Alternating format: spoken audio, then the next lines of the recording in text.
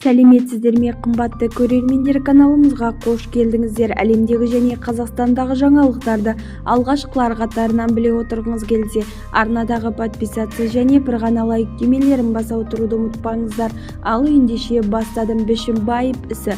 Прокурор Байжановқа тағылған бір айыптаудан бас тартты. Экс-министрдің туысына қылмыстық кодекстің 2 бабы 432 бап қылмысты жасырып қалу және 434 бап қылмыс туралы хабарлама бойынша қылмыс жасады деген айып тағылған болатын. Айыптаушы тарап Байжановқа қылмыстық кодексінің 434 бабы қылмыс туралы хабарлама бойынша тағылған айыпты ішінара алып тастайды, деді прокурор Саяхат Нұрбеков.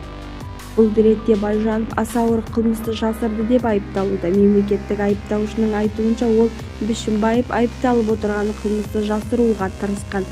Бізді тамашалауда жалғастырыңыздар. Сау саламатта болыңыздар.